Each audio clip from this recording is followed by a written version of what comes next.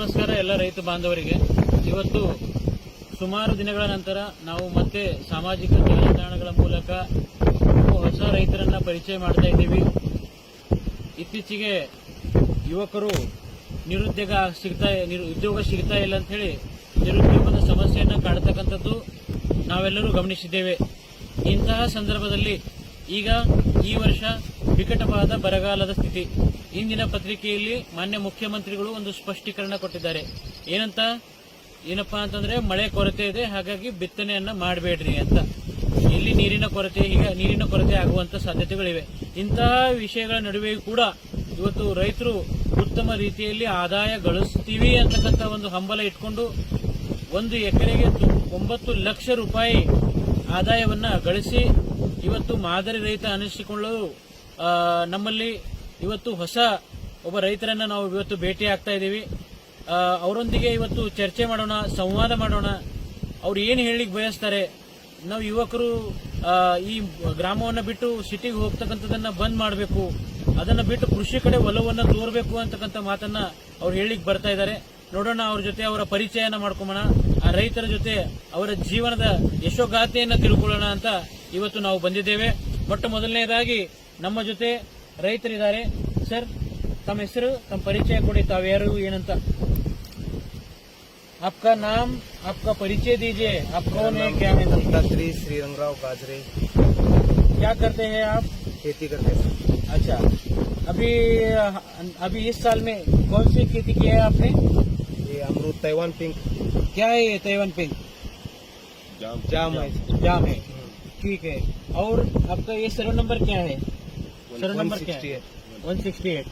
अभी ये जो 168 है, इसमें आपने ये जो जाम है ये कितना एकड़ लगाए हैं? 2 एकड़ लगाए. अच्छा. और मैं आपके बारे में आप अभी जो क्रॉप लाए हैं इसमें आपका क्या अनुभव है नया सा? वो क्या सर, अच्छा है. हाँ. और ये जो आपने जो जाम लगाए हैं, अभी सभी लोग सोयाबीन, तूर और अलग अलग प्रकार के क्रॉप लगाते हैं, तो आपने ऐसा क्यों डिक्लेयर किया कि मुझे जाम ही क्यों लगाना है? हम महाराष्ट्र में गए थे सर घूमने. कहाँ गए थे? सांगोला. वहाँ पे क्या? हाँ, ठीक है. सोलापुर डिस्ट्रिक्ट. हाँ. उधर जाके देख के आए. क्या देखे वहाँ पे? वही सर, जाम की खेती. देखी, अच्छी लगी. हाँ, इसलिए हम भी लगाना बोलकर लगाए. ठीक है. तो फिर आपने कैसा प्लान किया है यहाँ पे? अभी आपके लैंड तो आपका साफ था, तो आपने किस प्रकार की वैज्ञानिक रीति जो है आपने उसमें आपके अनुष्ठान किया? जैसे कि अभी अपना तो काली मिट्टी है, अपने काली मिट्टी में जाम आता है क्या नहीं, ये सब आपने सोचा होगा ना. क्योंकि हमारे यहाँ ज्यादा अगर बारिश गिरा तो हमारे यहाँ उस खेती में जाने को नहीं आता. तो आपने ऐसा कैसा डिक्लेयर किया कि मुझे ये क्रॉप लेना है? पीछे हम काली मिट्टी में भी आता है. हाँ. उसको ऐसा कट्टी बनाना पड़ता है बोलकर ये करे, बेड बनाकर उसके ऊपर लगाए. तो फिर आपने अपने लैंड में आके आपने क्या क्या नया बोले तो कैसी कैसी तैयारी की आपने? खेत किया ऐसा डिस्टेंस रखी 12. कितना डिस्टेंस रखे? ऐसा 12 रो टू रो, एक साल से और एक साल तक 12 फीट. 12 फीट. और झाड़ का 6 फीट. 6 फीट है. अब ये जो रोप है ये कहाँ से लाए? महाराष्ट्र से लाए. महाराष्ट्र से. कितने को पड़ा वो एक रोप अपने को? वो 20 रुपए में. 20 रुपए में एक. तो कितना एकड़ में लगाया आपने? 2 एकड़. 2 एकड़ में कितने अपने 1200 लगाए? 1200 चिल्लर. और लगाने के बाद उसका क्या क्या उसको फॉलोअप किए? हमको तो अभी खेत वाले को, नया लगाने वाले को तो कुछ मालूम नहीं रहता. किसान को पूछ के सब किए सर वहाँ पे. और उसका मेंटेनेंस कैसे किए? मेंटेनेंस किया, उसको दोनों खाद डालो बोलते, जो दवाई मारो बोलते वही मारे. अच्छा. तो बोले तो आप उनके मार्गदर्शन से आपने नया क्रॉप बनाए.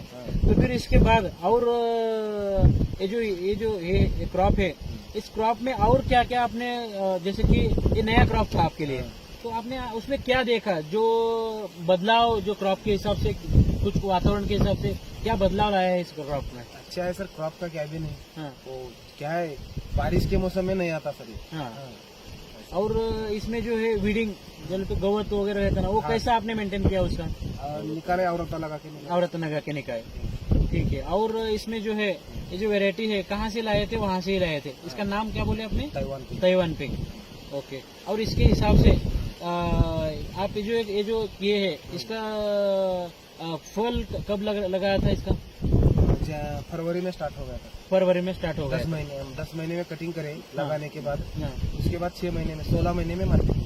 16 महीने में बोले तो अब आज मैंने आगे आज लगाया तो कितने दिन बाद मुझे इसका बेनिफिट आता? 1.5 साल में आता। 1.5 साल में। 1.5 साल के अंदर अपने हिसाब के ऊपर है सर। ठीक है, अपना मेंटेनेंस 1 साल की भी 1 साल में भी ले सकते हैं। अच्छा, तो आपने जो है ये जो है इसका बोले तो इसको मेंटेन करने के लिए फल लगने के लिए कि वो जो फल है उसको और अच्छा करने के लिए आपने क्या क्या इसको ये किया था? तो ये लगाए सर, फोम लगाए। हाँ, हाँ, जब धूप काल था तब बहुत ही धूप था, हाँ, तो उस टाइम में ये जो झाड़ है हाँ। ये बचता कि नहीं ये भी गारंटी नहीं था, तो उस टाइम में आपने किस प्रकार का इसे ये किया था? पानी था। और क्या किया था इसको? क्रॉप कवर डाले थे सर, क्रॉप। फल अच्छा रहना। अच्छा, के ऊपर दाग तो गिरा क्रॉप था। कवर डालने की वजह से आपका क्रॉप अच्छा बच गया। अच्छा, तो फिर बाद में इसको मार्केटिंग का कैसा किया आपने? मार्केटिंग जगह पे कहाँ पे? इधर बसवा कल्याण के इधर के आके इधर जगह पे। क्या महाराष्ट्र में भी आपने नहीं, बोला था वहाँ पे भी महाराष्ट्र रेट है बोल रहे थे ना? इधर ही इधर इसकी? सब इधर ही जगह पे बेच दिए। जी बिल्कुल। तो फिर और बाद में इसका रेट कितना लगा आपको 1 केजी? 40 रुपए।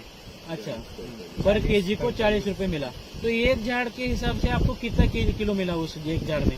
उसका सर निकला 20-25। एक झाड़ ने 25 किलो आपको 25 किलो जो है आपको उसका ये दिया, प्रॉफिट दिया। तो उसमें 1 केजी कितने को बोले आप? 40 किलो, 40 रुपए। ओके, तो बाद में आपने इस 2 एकड़ में कितना इनकम सोर्स हुआ आपका? क्या सर, पहला साल था। हाँ, उतना मेंटेनेंस ये उसको 6 लाख हो गए सर। 6 लाख रुपए 2 एकड़ में 6 लाख। और अगर हम दूसरे और क्रॉप लेते थे तो उसका इनकम क्या होता था? इतना नहीं होता था। अभी ये जो क्रॉप है ये कितने साल तक चलता है आपको? इस साल देखो सर, ये 12 से 15 साल तक चलता है। क्या आप ऐसा नहीं सोच सकते कि इस क्रॉप को हम अगर दूसरे किसी दूसरी कंट्री में बेच सकते?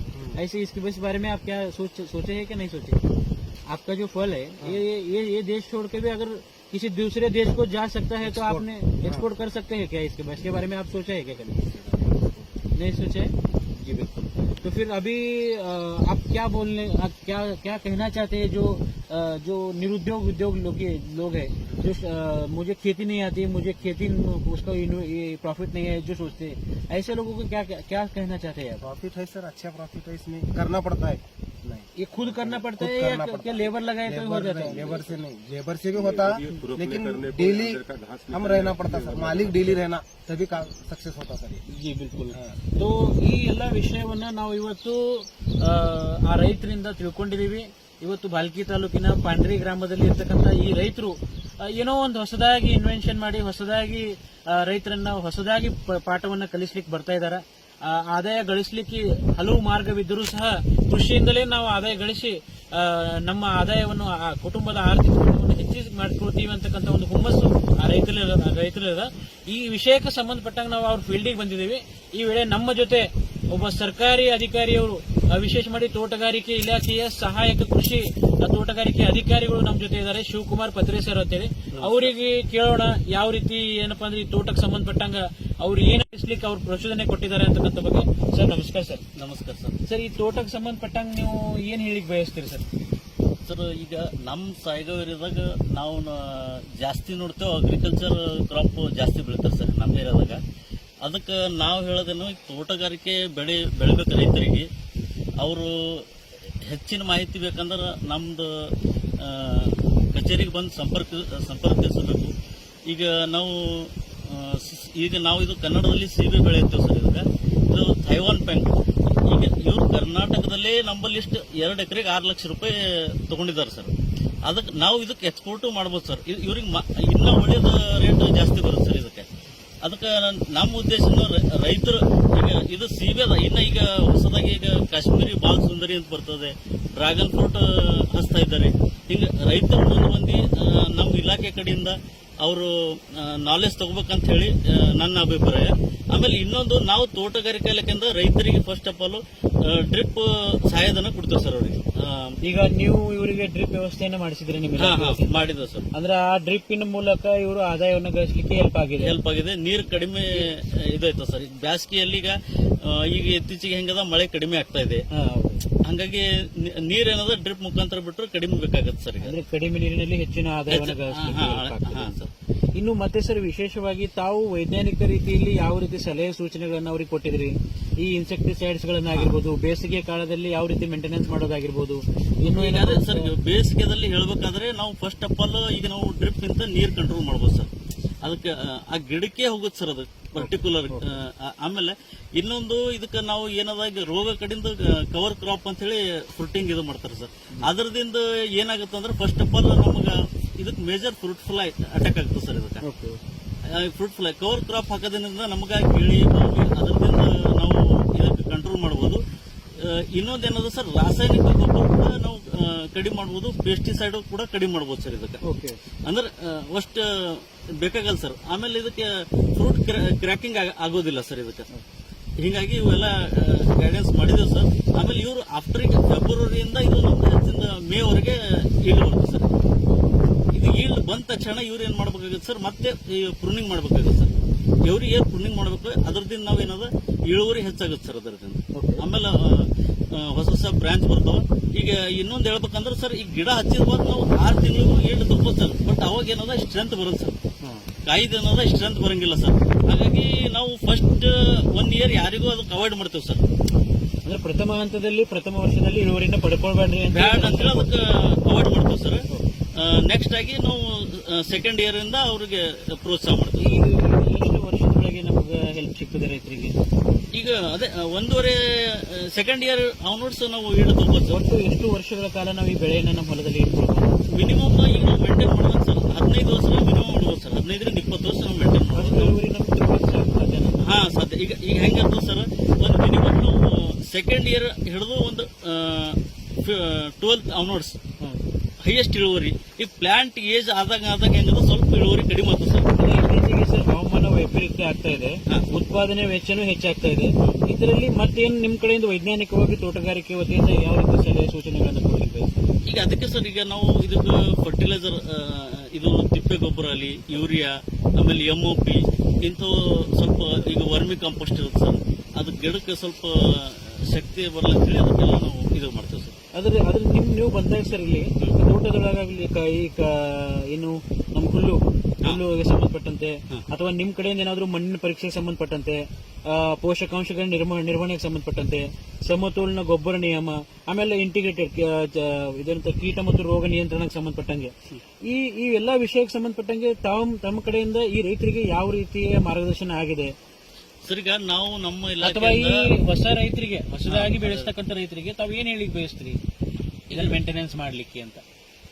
ಈಗ ನಮ್ಮ ಇಲಾಖೆಯಿಂದ ಸರ್ ನಾವು ಈಗ ಡ್ರಿಪ್ ಮುಖಾಂತರ ಇವ್ರದ್ದು ಆಲ್ರೆಡಿ ನಾವು ಸಾಯಿಲ್ ಟೆಸ್ಟ್, ವಾಟರ್ ಟೆಸ್ಟ್ ಮಾಡಿ ನಾವು ಡ್ರಿಪ್ ಸಹಾಯಧನ ಕೊಡ್ತೇವೆ ಸರ್ ಮೊದಲನೇದಾಗಿ. ಆಮೇಲೆ ರೈತರಿಗೆ ಏನ್ ಮಾಡ್ತೇವೆ ಸರ್, ನಮ್ಮ ಹತ್ರ ಯಾರೇ ಹೊಸ ರೈತರು ಬಂದ್ರು, ಈಗ ಪ್ರೋಗ್ರೆಸಿವ್ ಫಾರ್ಮರ್ ಅದಾರ. ಈಗ ಇವರು ಶ್ರೀರಂಗರಾವ್ ಕಿಶೋರ್ ಅವ್ರದ್ದು ನೀವು ಅಲ್ಲಿ ಒಂದ್ ಸರ್ತಿ ಹೋಗಿ ಬರ್ರಿ. ಯಾಕಂದ್ರೆ ನಾವು ಕೇಳೋದೊಂದೈತದ, ಹೇಳೋದೊಂದೈತದ ಸರ್. ವೈಜ್ಞಾನಿಕವಾಗಿ ನಾವು ಹೇಳ್ತೇವೆ. ಹಂಗಾಗಿ ನೀವು ಒಂದ್ಸರ್ತಿ ವಿಸಿಟ್ ಮಾಡ್ರಿ. ನಿಮಗೂ ಒಂದೇಳೆ ಏನೂ ಗೊತ್ತಾಗ್ಲಿಲ್ಲ ಅಂದ್ರೆ ನಾವು ನಿಮ್ ಫೀಲ್ಡ್ ವಿಸಿಟ್ ಕೊಟ್ಟು ಅದಕ್ಕೆ ಹೆಂಗ್ ಬಳಸಬೇಕು ಏನಿಲ್ಲ ಅದಕ್ಕೆ ಪೂರಾ ಡೀಟೇಲ್ ಆಗಿ ಹೇಳ್ತೇವೆ ಸರ್ ಅವ್ರಿಗೆ. ಅಥವಾ ಈ ಕ್ರಾಪ್ ಅನ್ನು ಬೆಳೆಸಲಿಕ್ಕೆ ನಿಮ್ಮ ತೋಟಗಾರಿಕೆ ಇಲಾಖೆ ವತಿಯಿಂದ ಏನಾದ್ರೂ ಸಹಾಯಧನವನ್ನ ಸಿಗಬಹುದಾ? ಈಗ ಸಣ್ಣ ರೈತರಿಗೆ ಮಹಾತ್ಮ ಗಾಂಧಿ ಉದ್ಯೋಗ ಖಾತ್ರಿ ಯೋಜನೆಯಲ್ಲಿ ಸರ್ ನಾವು ಇದಕ್ಕೆ ಸಹಾಯಧನ ಕೊಡ್ತೇವೆ ಸರ್. ಯಾಕಂದ್ರೆ ಕೆಲವೊಂದು ಬೆಳೆಗಳನ್ನ ನರೇಗಾ ಯೋಜನೆಯಲ್ಲಿ ಬ್ಯಾನ್ ಅಂತ ಘೋಷಣೆ ಇಲ್ಲ ಸರ್. ಅದರಲ್ಲಿ ಈಗ ಆಲ್ರೆಡಿ ಪಪ್ಪಯ್ಯ ಬಾಳೆ ಬ್ಯಾನ್ ಆಗಿದೆ. ಈಗ ಗಾವ ನಾವು ಕೊಡಬಹುದು ಸರ್. ಅದರಲ್ಲಿ ಗಾವ ಕೊಡಬಹುದು. ಆಮೇಲೆ ಹಂಗೆ ರಾಷ್ಟ್ರೀಯ ತೋಟಗಾರಿಕೆ ಮಿಷನ್ ಯೋಜನೆ ಅಂತ ಒಂದು ಸ್ಕೀಮ್ ಇದೆ, ಅದರಲ್ಲಿ ನಾವು ಸಹಾಯಧನ ಕೊಡಬಹುದು. ಆಮೇಲೆ ಈಗ ಮತ್ತೆ ಹನಿ ನೀರಾವರಿ ಕೊಡ್ಬೋದು. ಆಮೇಲೆ ನಮ್ಮ ಇಲಾಖೆಯಿಂದ ಈಗ ಇವರಿಗೆ ಪ್ಲಾಸ್ಟಿಕ್ ಕ್ರೇಟ್ಸ್ ಕೊಟ್ಟಿದ್ದೇವೆ ನಾವು ಈಗ ಆಲ್ರೆಡಿ. ಈಗ ಫ್ರೂಟ್ಸ್ ಇದು ನರ್ಸರಿ ಮಾಡ್ಲಿಕ್ಕೆ ಈ ತಳಿಯನ್ನ ಇವರು ಮಹಾರಾಷ್ಟ್ರದಿಂದ 20 ರೂಪಾಯಿ ಕೊಟ್ಟು 40 ರೂಪಾಯಿ ಕೊಟ್ಟು ತಗೊಂಡ್ ಬಂದಿದ್ದಾರೆ ಅಂತ ಹೇಳ್ತಾರೆ. ಈ ತಂದಿರತಕ್ಕಂಥ ವೆರೈಟಿಯನ್ನ ನಾವು ಇಲ್ಲಿಂದ ಮತ್ತೆ ಇನ್ನ 10 ಜನ ರೈತರಿಗೆ ಇದನ್ನ ನಾವು ಹೊಸದಾಗಿ ತಳಿಗಳನ್ನ ಮಾಡಿ ಕೊಡ್ಲಿಕ್ಕೆ ಅವಕಾಶ ಏನು ಇದೆ ಸರ್? ಅದು ನಾವು ಇದು ನರ್ಸರಿ ಮುಖಾಂತರ ಮಾಡ್ಬೋದು ಸರ್. ನರ್ಸರಿ ಆಗಲಿ, ಆಮೇಲೆ ಪ್ಲಾಂಟ್ ಮಾಡ್ಬೋದು ಸರ್. ಮತ್ತೆ ಸರ್, ಮತ್ತೆ ವಿಶೇಷವಾಗಿ ಈಗ ಇತ್ತೀಚೆಗೆ ಯುವಕರು ನಮ್ಮಲ್ಲಿ ಈ ಕಾಮನ್ ಬೆಳೆ ಬೆಳೆದಕ್ಕೆ ನಾನು ಇತ್ತೀಚೆಗೆ ಯುವಕರು ಹೊಸದಾಗಿ ಒಂದು ಪ್ರಯತ್ನ ಮಾಡ್ತಾ ಇದ್ದಾರೆ. ಕೆಲವರು ತರಕಾರಿಗಳನ್ನ ಬೆಳೆಸ್ತಾ ಇದ್ದಾರೆ, ಕೆಲವರು ಹೊಸದಾಗಿ ಹಣ್ಣು ಹಂಪಲುಗಳನ್ನ ತಗೊಂಡ್ಬರ್ತಾ ಇದ್ದಾರೆ. ಇದನ್ನೆಲ್ಲ ಪ್ರಚೋದನೆ ನೋಡಿದಾಗ ನಿಮ್ಗೆ ಏನನ್ನಿಸ್ತದೆ ಸರ್? ಹೊಸದಾಗಿ ಮತ್ತೆ ನಿಮ್ ಕಡೆಯಿಂದ ಯಾವ್ದನ್ನ ಕ್ರಾಪ್ ಹಚ್ಚಿದ್ರೆ ಅಥವಾ ಈ ಯಂಗ್ ಯೂತ್ ಜನರೇಷನ್ಗಳಿಗೆ ನೀವೇನ್ ಹೇಳಿ ಬಯಸ್ತೀರಿ ಸರ್? ಈಗ ಅವರು ಫಸ್ಟ್ ನಾವು ಹಾರ್ಟಿಕಲ್ಚರ್ ಕ್ರಾಪಿಗೆ ಬಂದ್ರೆ ಅವರು ಹೆಲ್ಪ್ ಆಗುತ್ತೆ ಸರ್. ಹಾರ್ಟಿಕಲ್ಚರ್ ನಾವು ಹೆಂಗದ ಈಗ ಆಕ್ಚುಲಿ 5 ಮೀಟರ್ 6 ಮೀಟರ್ ಹಿಂಗ್ ಡಿಸ್ಟೆನ್ಸಿಂಗ್ ತಗೋತೀವಿ ಸರ್. ಈಗ ಅದು ನಾವು ಪೆರ್ನಿಯಲ್ ಕ್ರಾಪ್ಸ್ ಆಗೋದ್ರಿಂದ ನಮ್ದು ಅವ್ರು 2 ವರ್ಷ 3 ವರ್ಷ ವೇಟ್ ಮಾಡ್ಬೇಕಾಗುತ್ತೆ ಸರ್. ಅದ್ರಲ್ಲಿ ಅವ್ರು ಬೇಕಾದ್ರೆ ಇಂಟರ್ ಕ್ರಾಪ್ ತಗೋಬೋದು ಸರ್ ಅವರು. ಈಗ ಸೋಯಾಬೀನು, ತೊಗರಿ. ಈಗ ನಮ್ಮ ಇಲಾಖೆಯಲ್ಲಿ ಇನ್ನೊಂದು ಹೊಸ ಕ್ರಾಪ್ ಬಂದಿದೆ ಸರ್, ಈಗ ಆಯಿಲ್ ಪಾಮ್ ಅಂತ ಹೇಳಿ. ಈಗ ಅದು 4 ವರ್ಷ 5ನೇ ವರ್ಷಕ್ಕೆ ಅದು ಇದು ಫ್ರೂಟಿಂಗ್ ಸ್ಟಾರ್ಟ್ ಆಗುತ್ತೆ ಸರ್. ಈಗ ಅದು ನಮ್ಮ ಇಲಾಖೆಯಿಂದ ಏನದ ನಾವು ಅವರಿಗೆ ಪ್ರತಿ ವರ್ಷ ಈಗ ಮೊದಲನೇ ನಾಟಿ ಮಾಡಕ್ಕೆ ನಾವು ಗಿಡ ಫ್ರೀ ಆಗಿ ಕೊಡ್ತೇವೆ ಸರ್ ಅವರಿಗೆ. ಆಮೇಲೆ 2nd year 3rd year 4th year ನಾವು 5,250 ರೂಪಾಯಿ ಇದು ಏನಾದ್ರು ಗೊಬ್ಬರ ಹಾಕ್ಲಕ್ಕೆ ಕೊಡ್ತೇವೆ ಸರ್. ಆಮೇಲೆ ಇಂಟರ್ ಕ್ರಾಪಿಗೆ 5,250 ರೂಪಾಯಿ ಅವ್ರಿಗೆ ಸಹಾಯಧನ ಕೊಡ್ತೇವೆ sir, up to 4 year. 5th year ಇದೇನದ ಸರ್, ಇದು ಸೆಂಟ್ರಲ್ ಗವರ್ಮೆಂಟ್ ಸ್ಕೀಮ್ ಅದ ಸರ್. ಇದು ಸೆಂಟ್ರಲ್ ಗವರ್ಮೆಂಟ್ ಸ್ಕೀಮ್ ಇರೋದ್ರಿಂದ ಇದು ಕಂಪ್ನಿ ಜೊತೆ ಟ್ಯಾಪ್ ಇರ್ತದೆ ಸರ್. ಅಂದ್ರೆ ಅವ್ರೇ ಏನದ ಸರ್, ಅದು ನಾವು ಜಸ್ಟ್ ಅವರಿಗೆ ಫ್ರೂಟಿಂಗ್ ಏನದ ಕಟಿಂಗ್ ಮಾಡ್ಕೊಡ್ಬೇಕು ಸರ್. ಅವ್ರೇ ಬಂದು ಹೋಯ್ತಾರೆ ಸರ್. ಇದು ಎವ್ರಿ 15 ಡೇಸಿಗೆ ಒಂದ್ಸರ್ತಿ ಇದು ಕಟಿಂಗ್ ಬರ್ತದೆ. ವಿಶೇಷ ಮಾಡಿ ಸರ್, ನಮ್ಮಲ್ಲಿ ತೋಟಗಾರಿಕೆ ಬೆಳೆಯೋದ್ರಲ್ಲಿ ತೋಟಗಾರಿಕೆ ವಿಶ್ವವಿದ್ಯಾಲಯ ಕಡೆಯಿಂದ ಹಕ್ಕಮ್ಸ್ ಅಂತ ಹೇಳಿ ಇದಾಗಿದೆ. ಆ ಇದರಲ್ಲಿ ಇವರು ಬೆಳೆದಿರ್ತಕ್ಕಂಥ ಏನ್ ಹಣ್ಣುಗಳದಾವ ಇದನ್ನ ನಾವು ಬೇರೆ ದೇಶಕ್ಕಾಗಿರ್ಬೋದು ರಫ್ತು ಮಾಡಬಹುದಾ? ಎಕ್ಸ್ಪೋರ್ಟ್ ಕಡೆ ನಾವು ಫಸ್ಟ್ ಸರ್ ಎಕ್ಸ್ಪೋರ್ಟ್ ಮಾಡ್ಬೋದು ಸರ್, ನಾವು ಮಾಡ್ಬೋದು ಸರ್. ನಿಮ್ ತೋಟಗಾರಿಕೆ ಕೆಲವೊಂದು ಸರ್ಟಿಫಿಕೇಶನ್ ಮಾಡಿಸ್ಬೇಕಿತ್ತು ಸರ್. ಈಗ ಇದರಲ್ಲಿ ಆರ್ಗ್ಯಾನಿಕ್ ಸರ್ಟಿಫಿಕೇಶನ್ ಅಂತ ಇರ್ತದೆ ಸರ್. ಅಂದ್ರೆ ಈಗ ಪ್ಯೂರ್ ಆರ್ಗ್ಯಾನಿಕ್ ಬೆಳಿತಾರ. ಈಗ ಅವೆಲ್ಲ ಕೆಲವೊಂದು ರೂಲ್ಸ್ ಗೈಡೆನ್ಸ್ ಇದಾವೆ ಸರ್, ಅದರಲ್ಲಿ ನಾವು ಮಾಡ್ಬೋದು ಸರ್. ಈ 2 ಗಿಡಗಳ ನಡುವೆ ಅದೇನು ಖಾಲಿ ಸ್ಪೇಸ್ ಇರುತ್ತಲ್ಲ ಅದರಲ್ಲೂ ನಾವು ಬೆಳೆ ಬೆಳೆಸ್ಕೊಂಡು ತಗೋಬಹುದು ಸರ್. ಯಾಕಂದ್ರೆ ಕಡಿಮೆ ಫಸ್ಟ್ ಇಯರ್ ತಗೋಬಹುದು ಸರ್. ಈಗ ಗಾವದಲ್ಲಿ ನಾವು ಫಸ್ಟ್ ಇಯರ್ ತಗೋಬಹುದು ಸರ್, 2nd ಇಯರ್ ತಗೊಳ್ಬೇಕು ಸರ್. ಈಗ ಯಾಕಂತಂದ್ರೆ ವೀಡ್ ಜಾಸ್ತಿ ಆಗುತ್ತೆ ಸರ್, ಆಮೇಲೆ ಗಿಡಕ್ಕೆ ತೊಂದರೆ ಆಗ್ತದೆ. ಇನ್ನೊಂದು ಸರ ಕೊನೆಯದಾಗಿ ಇತ್ತೀಚೆಗೆ ಇದೆಲ್ಲ ನಾವು ಇಲ್ಲಿವರೆಗೆ ಅವ್ರದ್ದೆಲ್ಲಾನು ಮಾಹಿತಿ ತಗೊಂಡಿವಿ. ಇನ್ನೊಂದು ಏನಪ್ಪಾ ಅಂತಂದ್ರೆ ಹೊಸದಾಗಿ ರೈತರು ಏನ್ ಬರ್ಬೇಕಂತ ಈ ಎಲ್ಲ ಬೆಳೆ ಬೆಳೆಸಬೇಕು ಅಂತ ಯಾರು ಇಚ್ಛೆ ಅದನ್ನು ಅವರಿಗೆ ಒಂದು ಇದನ್ನ ಮಾರ್ಗದರ್ಶನವಾಗಿ ಅಥವಾ ಎಲ್ಲಿ ಸಂಪರ್ಕ ಮಾಡಬೇಕು, ಯಾವ ರೀತಿ ಇವರಿಗೆ ಗೊತ್ತಿದೆ, ಈ ರೈತರಿಗೆ ಗೊತ್ತಿದೆ, ಇನ್ನೊಂದು ರೈತರಿಗೆ ಗೊತ್ತಿಲ್ಲ. ಈಗ ಆ ರೈತರಿಗೆ ಇದನ್ನ ಮುಟ್ಟಿಸ್ಬೇಕು, ಈ ರೀತಿ ಹೊಸದಾಗಿ ಏನಾದ್ರೂ ಮಾಡಬೇಕು, ಟ್ರೈ ಮಾಡಬೇಕು ಅಂತಂದ್ರೆ ಈಗ ಇನ್ನೊಂದು ಸರ್, ಈ ವಿಷಯಗಳಲ್ಲಿ ಇನ್ನೊಂದು ಮುಖ್ಯವಾಗಿ ರೈತರು ಇದರಲ್ಲಿ ಯಾರು ಹಣ ಯಾರ ಕಡೆ ಇರ್ತಾವ ಸರ್ ಅವರೇ ಈ ಬೆಳೆ ಬೆಳೆಸಬಹುದಾ ಅಥವಾ ಯಾರ ಕಡೆ ಹಣ ಇಲ್ಲ ಅವರು ಈ ಬೆಳೆಯನ್ನು ಬೆಳೆಸಬಹುದಾ? ಇಲ್ಲ ಸರ್, ಈಗ ಆಕ್ಚುಲಿ ಹೇಳ್ಬೇಕಾದ್ರೆ ನಾವು ತೋಟಗಾರಿಕೆ ಇಲಾಖೆಯಿಂದ ನಾವು ಅವರಿಗೆ ಪ್ರತಿ ಸ್ಟೇಜ್ದಲ್ಲೂ ಸಹಾಯ ಮಾಡ್ತಾ ಇದ್ದೀವಿ ಸರ್. ಒಂದೇದು ನಾವು ಸಣ್ಣ ರೈತರಿಗೆ ಮಹಾತ್ಮ ಗಾಂಧಿ ಉದ್ಯೋಗ ಖಾತ್ರಿ ಯೋಜನೆಯಲ್ಲಿ ಅವರಿಗೆ ಪ್ಲಾಂಟಿಂಗ್ ಮಾಡಕ್ಕ ಈಗ ಲೇಬರ್ ಪೇಮೆಂಟು, ಗಿಡ ತರ್ಲಕ್ಕ ಮಟೀರಿಯಲ್ ಪೇಮೆಂಟು ನಾವು ಕೊಡ್ತಾ ಇದ್ದೇವೆ ಸರ್. ಈಗ ಒಂದ್ ವೇಳೆ ದೊಡ್ಡ ರೈತರಾದ್ರೂ ನಾವು ರಾಷ್ಟ್ರೀಯ ತೋಟಗಾರಿಕಾ ಮಿಷನ್ ಅಂತದ್ರಲ್ಲಿ ನಾವು ಹೆಲ್ಪ್ ಮಾಡ್ತೇವೆ ಸರ್. ಇಂತಹ ರೈತರನ್ನ ನಿಮ್ಮ ತೋಟಗಾರಿಕೆ ಇಲಾಖೆ ವತಿಯಿಂದ ಏನಾದರೂ ಅವರನ್ನ ಇನ್ನೂ ಹೆಚ್ಚಿಗೆ ಮಾರ್ಗದರ್ಶನ ಕೊಟ್ಟು ಅಥವಾ ಇವರನ್ನ ನಿಮ್ಮ ಇಲಾಖೆಯ ವತಿಯಿಂದ ಏನಾದರೂ ಹೊಸದಾಗಿ ಏನಾದರೂ ಅವಾರ್ಡ್ಸ್ ಆಗಿರ್ಬೋದು ಅಥವಾ ಏನಾದರೂ ಈ ರೀತಿ ಏನಾದರೂ ಅವರಿಗೆ ಮತ್ತೆ ಉತ್ಸಾಹ ಬರಲಿಕ್ಕೆ ಇನ್ನೂ ಹೆಚ್ಚಿನ ಈ ರೀತಿ ಕ್ರಾಪ್ಗಳನ್ನು ತೆಗೆದು ಮತ್ತೊಬ್ಬ ರೈತರಿಗೆ ಮಾದರಿಯಾಗಿ ಅವರು ತಮ್ಮ ಯಶಸ್ಸನ್ನು ಅದಕ್ಕೆ ನಿಮ್ಮ ಇಲಾಖೆಯಲ್ಲಿ ಏನಾದರೂ ಆ ರೀತಿ ಏನಾದರೂ ಇದೆಯಾ? ನಮ್ಮ ಕಡೆ ಇಲ್ಲ ಸರ್, ಸ್ಟೇಟ್ ಲೆವೆಲ್ ಅಂತ ಅವಾರ್ಡ್ ಅಂತ ಬರ್ತಾರೆ ಸರ್. ಅಂತ ಟೈಮಿಗೆ ನಾವು ಯಾರು ಪ್ರೋಗ್ರೆಸಿವ್ ಫಾರ್ಮರ್ ಅಂತವ್ರ ಹೆಸರು ಹಾಕಿ ನಾವು ಕಳಿಸ್ಕೊಡ್ತೀವಿ ಸರ್. ವೀಕ್ಷಕರೇ, ನಾವು ಇಲ್ಲಿವರೆಗೂ ಸುಮಾರು ಏನಪ್ಪಾ ಅಂತಂದ್ರೆ 10 ನಿಮಿಷಗಳ ಕಾಲ ಈ ರೈತರ ಬಗ್ಗೆ ನಾವು ಒಂದು ಒಳ್ಳೆಯ ವಿಷಯವನ್ನ ನಾವು ತಿಳ್ಕೊಂಡಿವಿ. ಅವರು ಬೇರೆ ರೈತರ ಜೊತೆ ಅಪ್ರೋಚ್ ಆಗ್ತಾ ಇದ್ದಾರೆ.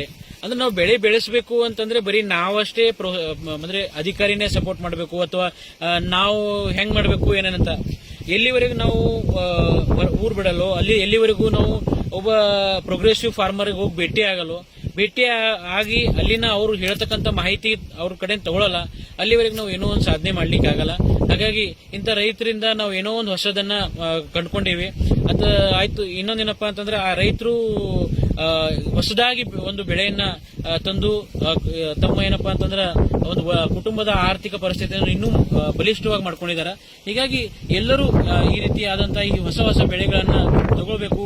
ಬರೀ ಸೋಯಾಬೀನ್, ತೊಗರಿ, ಉದ್ದ, ಹೆಸರ ಈ ಎಲ್ಲಾ ಬೆಳೆಗಳನ್ನ ಬದಿಗಿಟ್ಟು ಇದಕ್ಕಿನ್ನೂ ಏನಪ್ಪಾ ಅಂತಂದ್ರೆ ಹೊಸದಾಗಿ ತೋಟಗಾರಿಕೆ ಬೆಳೆಗಳ ಕಡೆ ಹೆಚ್ಚು ಒಲವು ಕೊಟ್ಟು ಆದಾಯವನ್ನ ಗಳಿಸಬೇಕು ಅಂತಕ್ಕಂಥ ವಿಷಯವನ್ನ ಅವರು ತಿಳಿಸಿರ್ತಾರೆ. ಹಾಗಾಗಿ ಮತ್ತೆ ಈ ಮುಂದೆ ಮತ್ತೆ ಹೊಸ ರೈತರನ್ನ ಭೇಟಿಯಾಗೋಣ, ಹೊಸ ರೈತರ ಅವರ ಅನಿಸಿಕೆಗಳನ್ನ ಕೇಳೋಣ, ಅಧಿಕಾರಿಗಳ ಜೊತೆ ಸಂಭಾಷಣೆ ಮಾಡೋಣ, ಮತ್ತೆ ಯಾವ ರೀತಿ ತಮ್ಮ ಕುಟುಂಬದ ಆದಾಯವನ್ನ ದ್ವಿಗುಣಗೊಳಿಸಬೇಕು ಅಂತಕ್ಕಂಥ ಕುರಿತು ಮತ್ತೆ ಮುಂದಿನ ಸಂಚಿಕೆಯಲ್ಲಿ ಮುಂದಿನ ಹೊಸ ರೈತರ ಜೊತೆ ಭೇಟಿಯಾಗೋಣ ಅಂತ ಹೇಳ್ತಾ ತಮಗೆಲ್ಲರಿಗೆ ಮತ್ತೊಮ್ಮೆ ಧನ್ಯವಾದಗಳನ್ನು ತಿಳಿಸುತ್ತೇನೆ. ಧನ್ಯವಾದ.